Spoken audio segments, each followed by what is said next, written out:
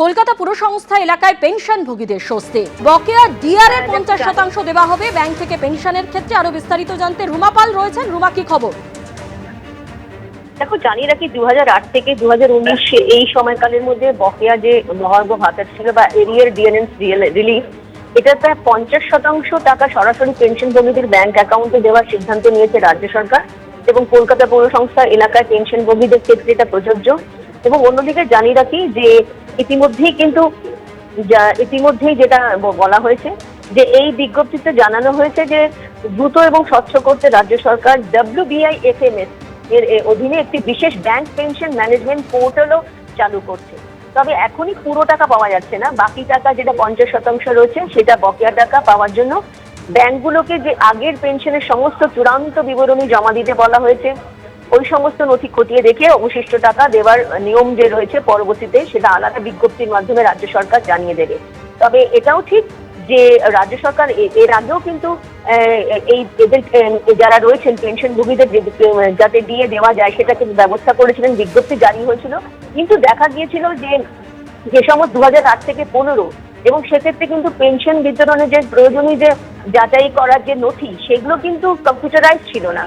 এবং যেহেতু প্রবীণ পেনশনভোগীদের এই দীর্ঘদিনের অপেক্ষার অবসান ঘটাতেই কিন্তু একটা কিছুটা এবং তাদের আর্থিক স্বস্তি দিতেই এই অন্তর্বর্তীকালীন ব্যবস্থা হিসেবে 50% বকেয়া টাকা মিটিয়ে দেওয়ার সিদ্ধান্ত নিয়েছে রাজ্য সরকার।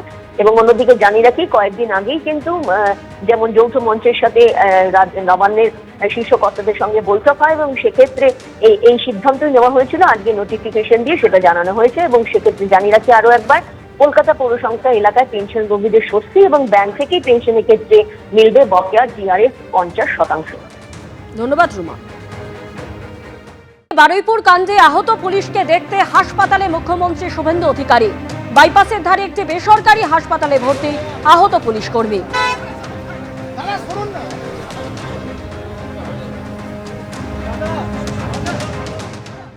আমাদের অনেকগুলো পুলিশকেই ইনজোর্ড করেছিল এরা, প্রত্যেককে অ্যারেস্ট করব।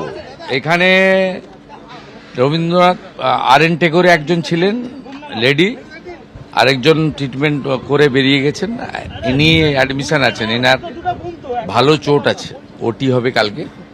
আমি আমার কনস্টেবল ভাইকে বলে এলাম, সরকার আছে সাথে। মহিলা কনস্টেবল ভর্তি RN টেগোরে, উনি এখন ঠিক আছে, উনার রিপোর্ট নিলাম আমি, ঠিক আছেন। ওনার কালকে ওটি হবে, ওনার সিরিয়াস আছে, ওনারও সিরিয়াস ছিল কিন্তু ই নাও আউট অফ ডেঞ্জার। ইনার কালকে ওটি হবে বলে এলাম। পুরো ডিপার্টমেন্ট সাথে আছে, সব গুন্ডাকে ধরা হবে।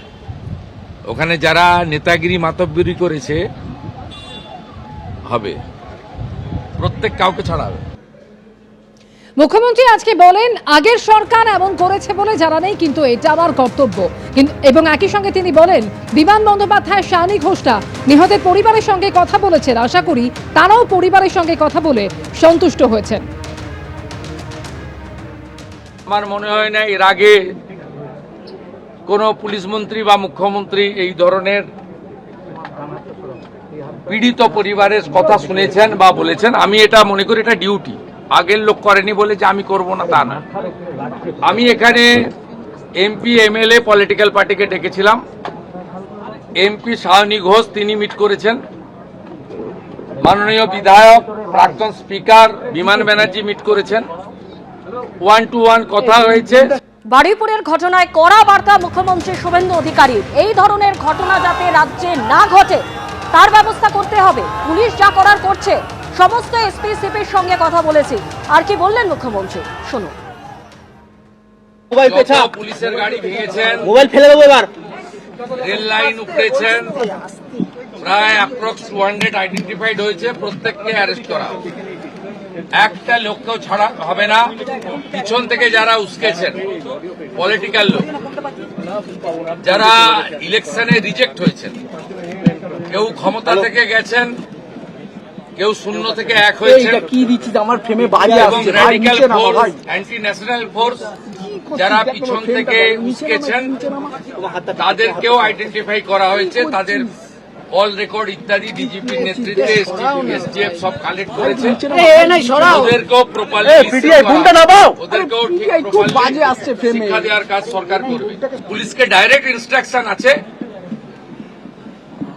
যে যারা যারা হুলিগানিজম করেছে পুরো দিন ধরে তাদের এগেনস্টে অ্যাকশন হবে। প্রায় 200-র বেশি আইডেন্টিফাইড লোক, তাদেরকে আমি পরিষ্কার বলে গেলাম যারা উস্কানি দিয়েছে কারোর ইন্ধনে, পলিটিক্যাল বায়াসনেস নিয়ে, মিডিয়াতে পাবলিসিটির লোভে, সোশ্যাল মিডিয়ায় চিপ ভিউয়ার্স বাড়ানোর জন্য ওদেরও কিন্তু ছাড়া হবে না, তারাও ভুগবে, এটুকু আমি বলে দিই। বারুইপুরের ঘটনায় পুলিশের ভূমিকা প্রসঙ্গে মুখ্যমন্ত্রী বলেন, ডিজিপিকে 72 ঘন্টা সময় দিয়েছে, রিপোর্ট পেলেই ব্যবস্থা নেব। একই সঙ্গে তিনি বলেছেন, আগের দিন মিসিং ডায়েরি হয়েছিল, আমি সব খতিয়ে দেখেছি। এই সময়ের মধ্যে 1% শিথিলতা থাকলেও কড়া অ্যাকশন হবে।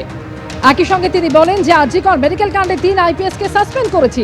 আমাদের সরকারের উপরে আস্থা রেখেছে পরিবার, এটা বড় প্রাপ্তি। SDPO Baruipur, Additional SP Baruipur, in presence of the DGP and SP ADG, IG, আমরা আমাদের পার্টেও পুরো অ্যানালাইসিস করেছি।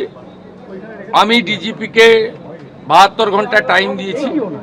তিনি আমাকে, আমি যা ফাইন্ডিংস পেয়েছি, ওনার যে অ্যাডমিনিস্ট্রেটিভ প্রসিডিওর রয়েছে, প্রসিডিওর অনুযায়ী একটা রিপোর্ট দেবেন। রিপোর্ট দেওয়ার পরে অ্যাডমিনিস্ট্রেটিভ পার্টে আমাদের যে অ্যাকশন নেওয়ার, আমাদের কোনো লোকের যদি কোনো ওই টাইমের মধ্যে কোনো শিথিলতা থাকে 1%ও, সেক্ষেত্রেও খুব স্ট্রং অ্যাকশন নেওয়া হবে। আমি পাওয়ারে আসার পরে বা মুখ্যমন্ত্রিত্ব দায়িত্বের পরে আরজিকরের মামলায় 3 জন টপ IPS অফিসারকে সাসপেন্ড করেছি। এক্ষেত্রে আমার মেসেজ খুব ক্লিয়ার আছে, সবাই সেটা দেখেছে। আমি খুব পার্সোনালি স্যাটিসফাইড যে ওইটুকু একটা বাচ্চা মেয়ের পরিবার, সেই পরিবার এন্টার আমার সঙ্গে প্রায় 10 জন বাবা মা সহ মিট করেছে এবং তারা কনফিডেন্স জানিয়েছে, আস্থা জানিয়েছে সরকারের উপরে, মুখ্যমন্ত্রীর উপরে, পুলিশের উপরে। এটা আমার আজকে বড় প্রাপ্তি। আপনারা শুনলেন মুখ্যমন্ত্রী শুভেন্দু অধিকারী, তিনি বলছেন এসপি সিপির সঙ্গে কথা বলেছি এবং ডিজিপিকে 72 ঘন্টা সময় দিয়েছে, রিপোর্ট পেলে ব্যবস্থা নেব। এই সময়ের মধ্যে 1% শিথিলতা থাকলেও কড়া অ্যাকশন হবে। তিনি নির্যাতিতার পরিবারের সদস্যদের সঙ্গেও কথা বলেন মুখ্যমন্ত্রী, তারা কি বলছেন শুনুন। এবিপি আনন্দ, এগিয়ে থাকে, এগিয়ে রাখে।